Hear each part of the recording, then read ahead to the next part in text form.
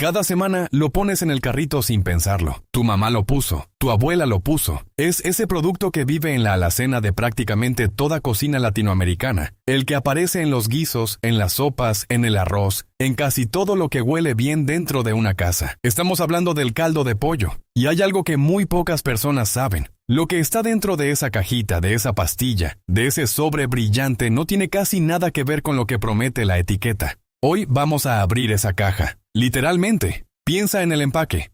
Da igual si es Knorr, Maggi o cualquier marca regional que tengas cerca. El diseño siempre cuenta la misma historia. Una imagen de pollo dorado, vapor saliendo de una olla, quizás un campo verde de fondo o una cocina de madera que evoca a la abuela. El mensaje es claro sin necesitar una sola palabra. Esto es natural, esto es casero, esto es como lo haría alguien que te quiere. Esa imagen vale miles de millones de dólares. No es exageración. El mercado de caldos, consomés y sazonadores en América Latina genera ingresos que superan los 4,000 millones de dólares al año. México, Colombia, Venezuela, Perú, Argentina, todos contribuyen a una industria que ha logrado algo extraordinario.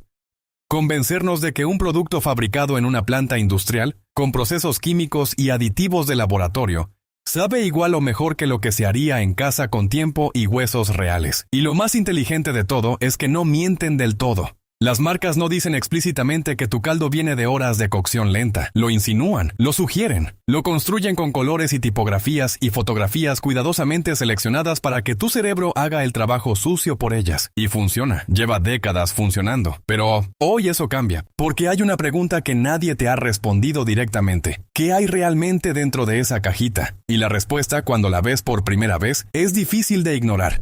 Para entender lo que estás comprando, primero tienes que entender lo que deberías estar comprando.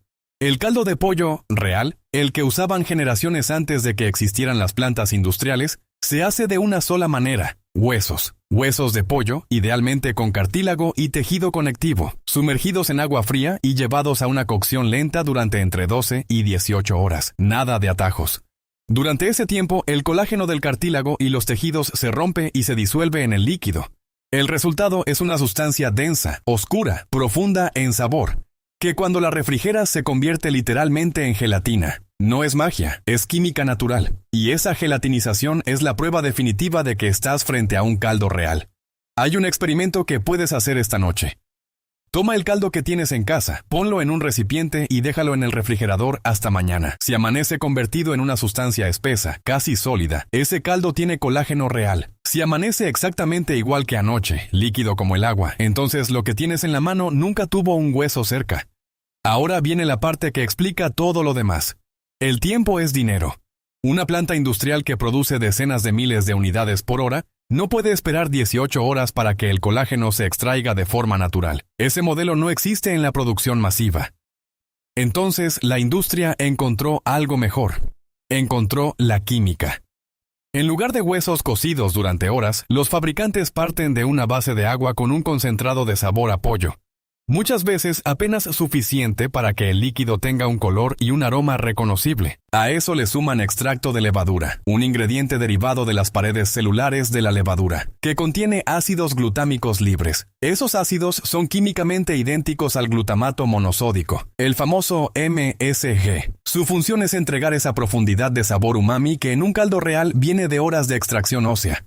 Aquí lo hace en segundos y a una fracción del costo. Después vienen los sabores naturales, una categoría legal tan amplia que puede incluir compuestos extraídos de fuentes naturales, pero creados y modificados en entornos de laboratorio. La palabra natural en una etiqueta no significa lo que la mayoría de personas cree.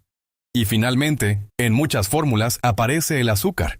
Azúcar común o dextrosa, agregada para redondear el perfil de sabor y disimular ese regusto hueco, ligeramente metálico, que tiene un caldo que nunca fue cocido correctamente.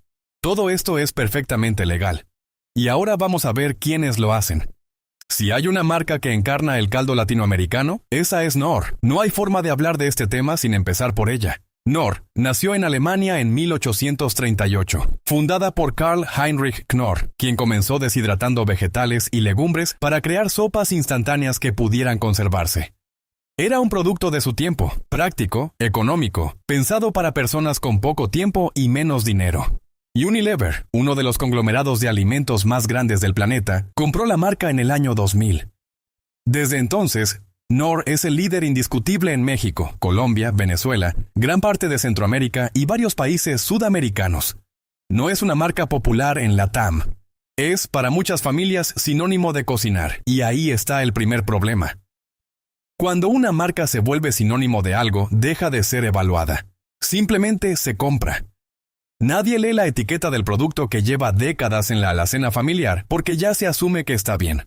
Pero si volteas esa cajita de caldo de pollo Knorr y lees con atención, la lista de ingredientes tiene mucho que decir. La fórmula varía ligeramente según el país, pero el patrón central se repite. Sal como primero o segundo ingrediente. Glutamato monosódico declarado abiertamente. Extracto de levadura. Almidón de maíz como espesante. Grasa de pollo. Carne de pollo deshidratada en proporciones mínimas. Colorante caramelo para darle ese tono dorado que asociamos con un caldo rico. Y sabores artificiales o naturales que completan el perfil. El sodio es el dato que más impacta cuando lo ves en números. Una porción estándar de Knorr, que equivale a preparar aproximadamente una taza de caldo, puede contener entre 800 y 950 miligramos de sodio. El límite diario recomendado por la Organización Mundial de la Salud es de 2000 miligramos. Eso significa que con un solo plato de sopa preparada con Knorr, puedes estar consumiendo casi la mitad de tu cuota de sodio del día, antes de agregar cualquier otro alimento. Y el contenido real de pollo, el pollo de verdad que aparece en la imagen del empaque, es marginal. La profundidad del sabor no viene del ave.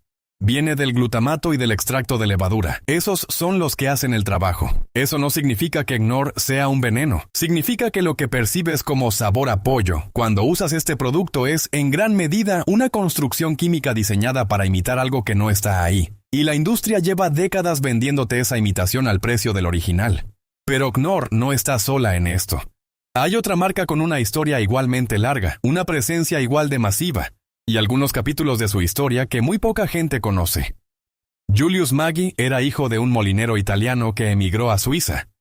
En 1872, fundó su empresa con una misión aparentemente noble: crear alimentos nutritivos y económicos para los trabajadores pobres de la Europa industrial. Las sopas de Maggi, los sazonadores líquidos, los cubos de caldo, eran soluciones rápidas para personas que trabajaban largas jornadas y no tenían tiempo ni recursos para cocinar. La historia tiene algo genuinamente romántico. Nestlé, el coloso alimentario suizo, adquirió Maggi en 1947. Desde ese entonces, la marca expandió su presencia de forma agresiva en mercados emergentes. Hoy, Maggi es posiblemente la marca de sazonadores más conocida en el mundo en desarrollo. En México, el caldo Maggi compite directamente con Knorr en cada góndola de supermercado.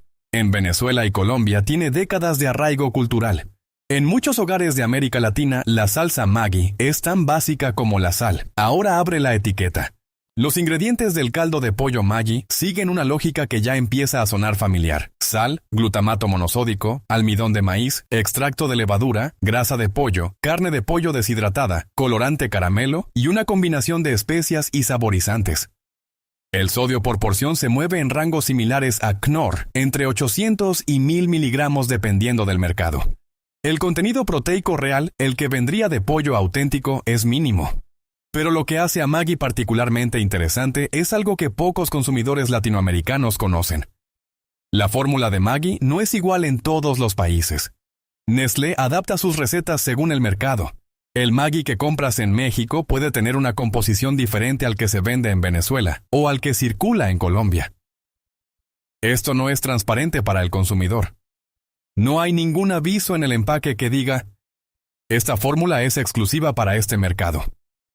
Simplemente es diferente y nadie te lo dice. Y luego está el capítulo que sacudió la reputación global de la marca. En 2015, India retiró masivamente del mercado los fideos instantáneos Maggi después de que autoridades sanitarias detectaran niveles de plomo y glutamato que excedían los límites permitidos bajo la normativa local. Nestlé retiró cerca de 38,000 toneladas de producto. La prohibición duró meses. El daño a la reputación fue sustancial, y el episodio generó investigaciones en varios otros países sobre los estándares de calidad de Maggi a nivel global. Nestlé negó categóricamente los hallazgos iniciales, luego revisó su postura y eventualmente recuperó el mercado indio tras rediseñar la fórmula y someterse a nuevas pruebas. Pero la pregunta que quedó flotando y que sigue siendo válida hoy es esta. Si la fórmula varía por país y los controles de calidad también varían, ¿cómo sabe el consumidor latinoamericano exactamente qué está consumiendo? La respuesta honesta es que en gran medida no lo sabe. Y las marcas no tienen ningún incentivo para aclararlo. Cuando la gente empieza a desconfiar de las multinacionales, la respuesta instintiva suele ser girar hacia lo local. Si Knorr es de Unilever y Maggi es de Nestlé, quizás una marca hecha en mi país sea diferente. Quizás sea más limpia, más honesta, más cercana a lo que dice ser. Es un instinto comprensible, pero los ingredientes no cambian mucho. En México, una de las alternativas que más se consume junto a Knorr es el caldo de tomate con sabor a pollo Knorr Suiza, que en realidad sigue siendo producto de Unilever, apenas con un perfil de sabor diferente. También existe Consomate, un sazonador en polvo enormemente popular, cuya etiqueta mezcla sal, glutamato, almidón, extracto de levadura y colorantes en proporciones que siguen el mismo manual de la industria. La diferencia está en el precio y en el empaque, no en la fórmula. En Colombia y Venezuela, marcas como La Sopera y algunas líneas de marca propia de cadenas de supermercados han ganado espacio en las últimas décadas. El atractivo es principalmente económico. Pero cuando se comparan sus listas de ingredientes con las de Knorr o Maggi, el resultado es casi idéntico. Sale en primer lugar glutamato, extracto de levadura, grasa de pollo, almidón, colorante. El patrón se repite con una consistencia que deja de ser coincidencia. En Argentina, el mercado tiene sus propias particularidades.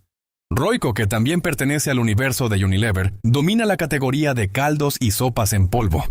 Su caldo de pollo Royco tiene una penetración notable en los hogares argentinos, y su composición sigue la misma arquitectura de ingredientes que hemos visto en todos los demás: sal, glutamato, extracto de levadura, almidón, grasa de pollo deshidratada, colorante caramelo. Lo que hace esto especialmente llamativo es el dato que pocos procesan cuando lo ven. Knorr, Royco y varias otras marcas aparentemente distintas son todas de Unilever. Son marcas diferentes con empaques diferentes y precios diferentes, pero detrás de todas ellas hay la misma corporación, la misma lógica de producción y en muchos casos formulaciones muy similares. El consumidor cree que está eligiendo entre varias opciones. En realidad, en muchos casos, está eligiendo entre distintas etiquetas del mismo dueño. La trampa del producto local tampoco está exenta de esto. Hecho en México o producido en Colombia no garantiza que los ingredientes sean de mejor calidad, que se usen menos aditivos o que haya más pollo real en la fórmula. Significa que la manufactura ocurre en ese país, nada más. La lógica industrial que reemplaza el tiempo de cocción por química de laboratorio no tiene nacionalidad. Y si esto ya suena a un sistema diseñado para mantenerse opaco, espera a escuchar cómo funciona el marco legal que lo hace posible. Aquí viene la parte que más incomoda, porque no se trata de que las marcas estén haciendo algo ilegal. Se trata de que el sistema legal fue diseñado de una manera que les deja un margen de maniobra enorme. En México, la regulación de alimentos procesados está a cargo de la COFEPRIS, la Comisión Federal para la Protección contra Riesgos Sanitarios. En Colombia es el INVIMA. En Argentina, la ANEMAT. Cada país tiene su propio organismo, sus propias normas, sus propios umbrales. Y esa fragmentación regulatoria es, en sí misma, parte del problema. Una multinacional como Unilever o Nestlé puede adaptar su fórmula ligeramente para cumplir con las normas de cada mercado, sin que exista un estándar regional unificado que exija, por ejemplo, un contenido mínimo de pollo real, un tiempo mínimo de cocción o un nivel máximo de aditivos por porción. No existe ninguna norma en ningún país de la TAM que obligue a un fabricante a usar huesos reales en su caldo. No existe ningún requisito de contenido mínimo de colágeno. No hay ninguna ley que diga que un producto llamado caldo de pollo debe tener más pollo que sal. Mientras los ingredientes estén declarados en la etiqueta, el producto es legal. Y aquí entra uno de los términos más convenientes de la industria alimentaria: sabores naturales. Bajo la legislación de prácticamente todos los países de la región, un saborizante puede clasificarse como natural si fue derivado de una fuente biológica original, aunque ese derivado haya pasado por procesos industriales complejos y tenga muy poco que ver con la fuente de la que supuestamente proviene. Es un término paraguas que cubre una cantidad enorme de compuestos que el consumidor promedio nunca reconocería si los viera escritos en su forma química. El glutamato monosódico merece una mención aparte. Ha sido uno de los ingredientes más debatidos de la industria alimentaria durante décadas. Las marcas que lo incluyen, como Maggi y muchas otras, lo declaran abiertamente porque están obligadas a hacerlo. Pero pocas personas dimensionan cuánto consumen cuando ese ingrediente aparece en casi todo lo que comen en un día. Y el extracto de levadura, que muchas marcas usan como alternativa al glutamato declarado, contiene ácidos glutámicos libres con el mismo efecto fisiológico. Es el mismo mecanismo con un nombre diferente que no activa las mismas alarmas en el consumidor. Nada de esto es un secreto para las autoridades. Tampoco es necesariamente una conspiración. Es simplemente un sistema donde la industria tiene los recursos para adaptarse a las normas, y donde las normas fueron diseñadas sin el consumidor como prioridad central. El resultado es un mercado donde puedes leer cada palabra de la etiqueta, y aún así no saber realmente qué estás comiendo. Pero hay buenas noticias, porque saber leer una etiqueta cambia todo, y se aprende en menos de un minuto. No necesitas un laboratorio. No necesitas un título en nutrición. Necesitas un refrigerador, 30 segundos frente a una etiqueta y saber qué estás buscando. La primera prueba es la más poderosa y también la más ignorada. La llamo la prueba del refrigerador. Toma el caldo que preparaste hoy, ponlo en un recipiente de vidrio y déjalo en el refrigerador durante la noche. Si a la mañana siguiente el líquido se solidificó parcialmente o se volvió espeso y gelatinoso, ese caldo tiene colágeno real. El frío hace que la gelatina natural de los huesos se solidifique, y eso es exactamente lo que debería pasar con un caldo hecho de la manera correcta. Si amanece líquido, igual que cuando lo pusiste, ese producto nunca estuvo cerca de un hueso real. Fue construido con aditivos para simular el sabor, no el contenido. La segunda prueba es el conteo de ingredientes. Un caldo auténtico, hecho en casa con buenos ingredientes, necesita entre 5 y 7 cosas: agua, hueso de pollo, sal, cebolla, ajo, zanahoria, quizás apio. Si la etiqueta del producto que tienes en mano tiene más de 8 o 9 ingredientes, o si aparece algún término que no usarías en tu cocina sin googlear primero, eso es una señal de que estás frente a un producto construido más por química que por cocina. La tercera prueba es buscar los 3 ingredientes trampa. El primero es el extracto de levadura. Cuando lo ves en la lista, significa que el fabricante está usando ácidos glutámicos libres para simular umami sin llamarlo MSG. El segundo es la frase sabores naturales o saborizantes naturales. Es el comodín legal que puede significar casi cualquier cosa y que casi nunca beneficia al consumidor en términos de transparencia. El tercero es el azúcar, ya sea declarada como azúcar, dextrosa o jarabe de cualquier tipo. El azúcar no tiene nada que hacer en un caldo de pollo real. Si está ahí para enmascarar algo.